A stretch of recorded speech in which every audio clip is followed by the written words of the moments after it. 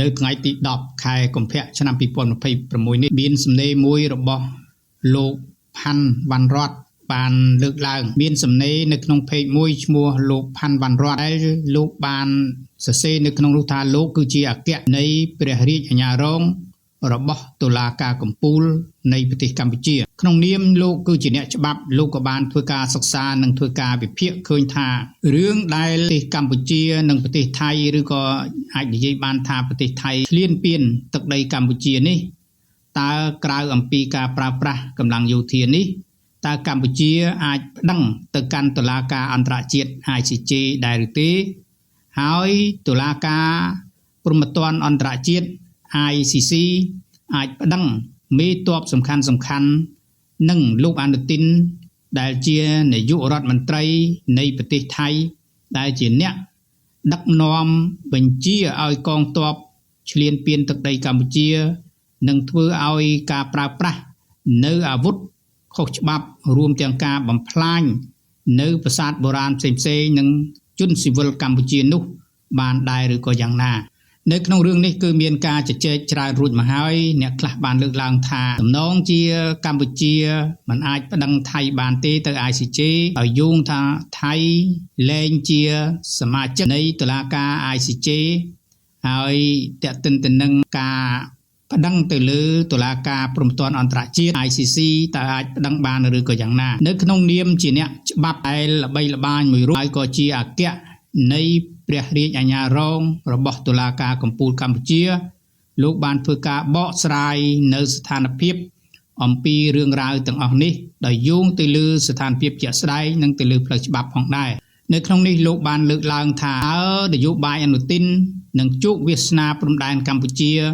តើខ្មែរគួរតែភ័យឬក៏ខ្មែរគួរតែអលោកបានលើកឡើងផងដែរថាការឈ្នះឆ្នោតរបស់លោកអនុทิនដែលផ្អែកទៅលើវោហារសាស្ត្រជាតិនិយមជ្រុលនិងការប្រើប្រាស់កម្លាំងកងទ័ពឈ្លានពានមកលើទឹកដីកម្ពុជាដើម្បីចំណេញស្លឹកឆ្នោតគឺជាសញ្ញាព្រមានថ្មីមួយសម្រាប់សន្តិសុខតំបន់ហើយលោកបានបញ្ជាក់ថាទង្វើដែលយកជីវិតប្រជាជននិងបូរណភាពទឹកដីនៃអ្នកជិតខាងធ្វើជាឈ្នន់នយោបាយគឺជាទម្រង់នៃនយោបាយដ៏គ្រោះថ្នាក់បំផុតលោកអគ្គព្រះរាជអាជ្ញារងនៃតុលាការកំពូលវ៉ាន់រតបានបញ្ជាក់បន្ថែមទៀតថាទី1តើខ្មែរភ័យឬក៏អលោកបានផ្ដល់ចម្លើយថាមិនភ័យនោះទេពីព្រោះកម្ពុជាបច្ចុប្បន្ននេះមានយន្តការច្បាប់អន្តរជាតិរឹងមាំរួចទៅហើយយើងមានការគាំទ្រពីសហគមន៍អន្តរជាតិយន្តការអង្គការសហប្រជាជាតិដែលចង់ឃើញសន្តិភាពនិងការគោរពនៅអធិបតេយ្យភាពហើយលោកលើកឡើងថាមិនអពីព្រោះអ្នកជិតខាងដែលប្រើសង្គ្រាមជាឧបករណ៍នយោបាយគឺជាអ្នកជិតខាងដែលមិនអាចទុកចិត្តបាននោះទេបច្ចុប្បន្ននេះនយោបាយនេះក៏បានបង្កឲ្យមានអស្ថិរភាពទៅដល់ប្រជាជននៅតាមព្រំដែនដោយមានជនភៀសខ្លួនកម្ពុជារហូតទៅដល់ជាង 11,000 នាក់ដែលមិនអាចត្រឡប់ទៅរកផ្ទះសម្បែងពួកគាត់វិញបាននោះទេចំណុចទី2លោកវណ្ណរតក៏បានលើកឡើងផងដែរថាមូលហេតុនិងសំអាងទៅលើផ្លូវច្បាប់គឺដាវពីមុខរបស់កម្ពុជាមិនមែនការពារខ្លួនដោយត្រឹមតែអាវុធនោះទេតែគឺការពារទៅដោយច្បាប់ដែលជាខ្នងបង្អែកមិនអាចរង្គោះរង្គើបាននោះទេព្រះរាជអគ្គរងរូបនេះក៏បានបង្ហាញផងដែរទៅលើចំណុចមួយគឺយន្តការ ICJ គឺតុលាការយុត្តិធម៌អន្តរជាតិសាលក្រមដែលមិនអាចកែប្រែបានទោះបីជាថៃធ្លាប់ប្រកាសដកខ្លួន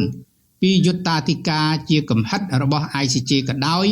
ក៏ថៃនៅតែមិនអាចគេចផុតអំពីកាតព្វកិច្ចច្បាប់បាននោះឡើយលោកបញ្ជាក់លម្អិតថាការកោះហៅនិងនីតិវិធីឯកតោភាគីគឺមានន័យថាយោងទៅតាមលក្ខន្តិកៈរបស់តុលាការ ICJ ប្រសិនបើកម្ពុជាប្តឹងលើករណីរំលោភសាលក្រមចាស់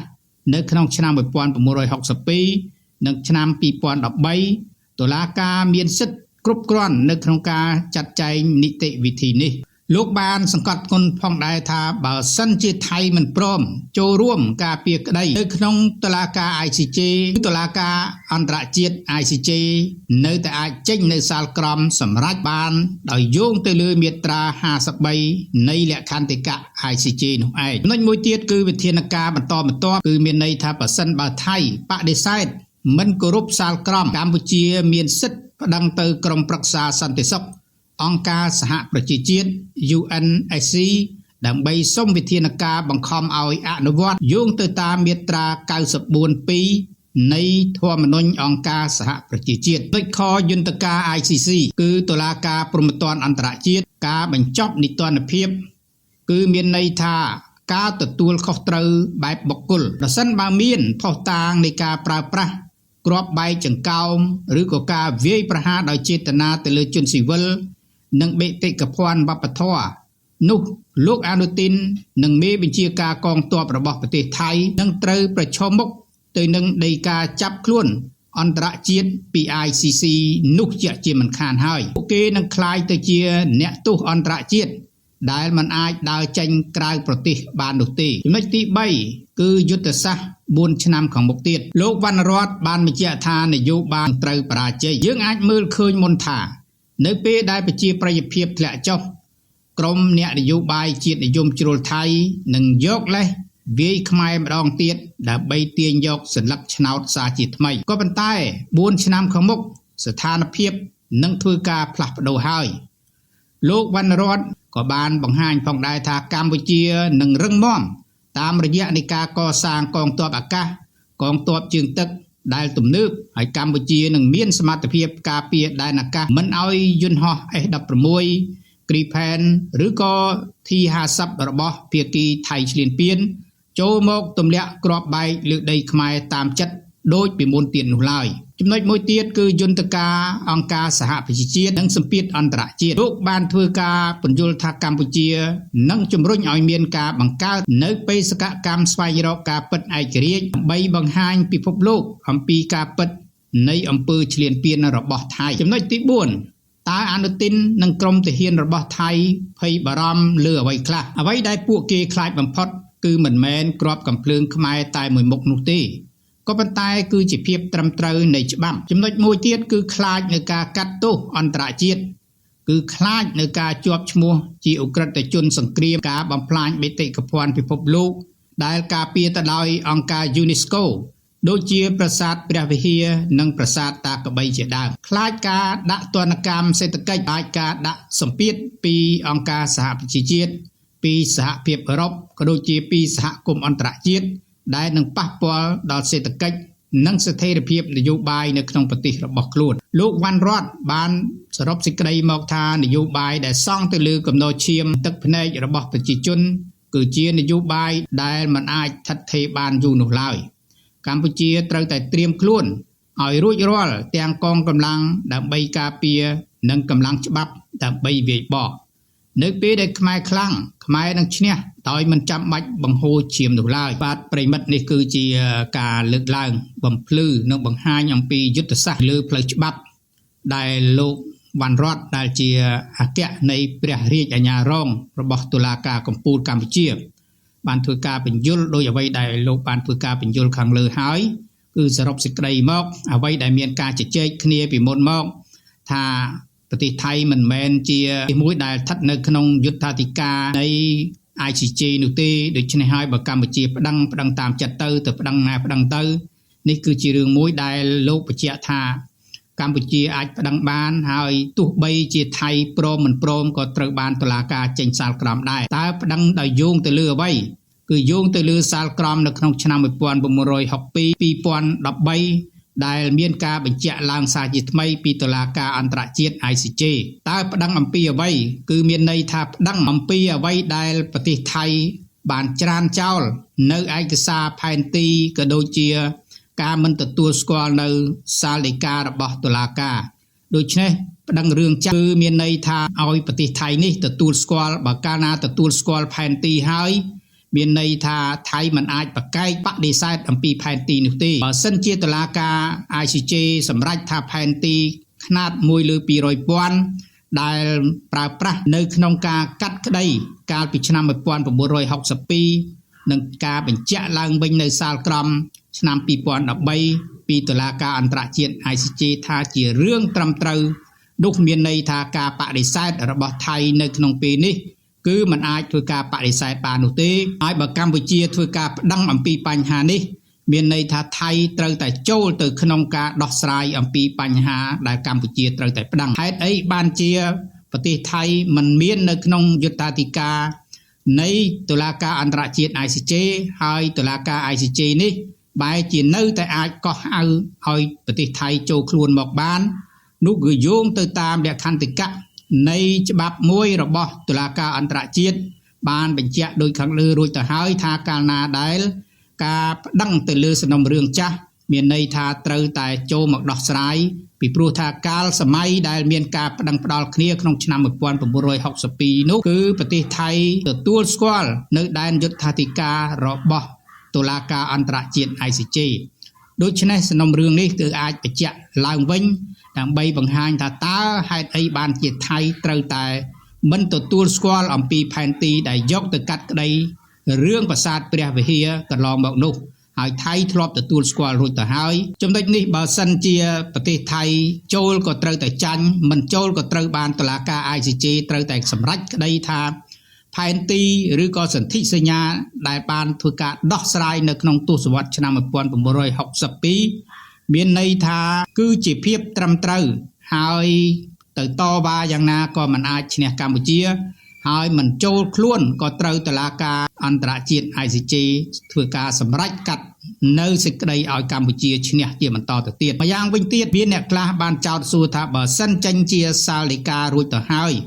តើថៃមិនព្រមធ្វើការអនុវត្តឬក៏មានការទទួលស្គាល់អំពីផែនទីនេះហើយនៅតែឈរជើងរំលោភបំពានដដែលនោះតើកម្ពុជាគួរធ្វើបែបណាវណ្ណរដ្ឋដែលជាអគ្គបរាជអាជ្ញារងនៃតុលាការកំពូលបានបំភ្លឺថា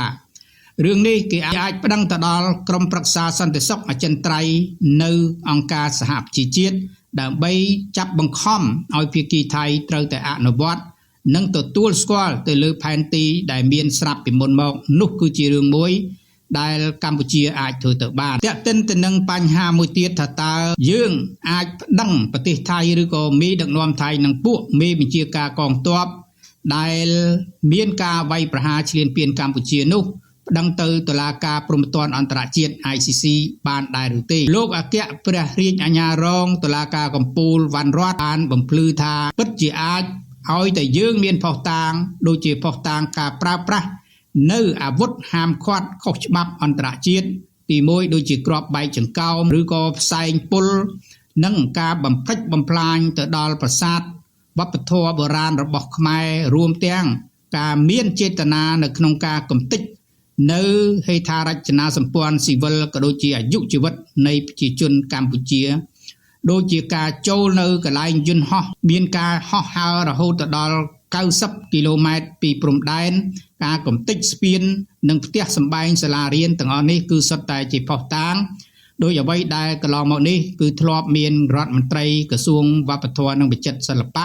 ធ្លាប់បានធ្វើការកាសម្ដងរួចហើយថាបានប្រមូលទៅលើភស្តុតាងទាំងអស់នេះដើម្បីប្តឹងទៅប្រទេសថៃឬក៏មេដឹកនាំនៃប្រទេសថៃទៅកាន់តុលាការអន្តរជាតិ ICC ដើម្បីឲ្យតុលាការនេះមានការផ្តន្ទាទោសចំពោះមេដឹកនាំជាលក្ខណៈបុគ្គលនេះគឺជាអ្វីដែលលោកបានបញ្ជាក់ហើយបំភ្លឺផងដែរអ្វីដែលលោកបានយកខ្លឹមសារមកបញ្ជាក់នេះដោយយោងទៅលើ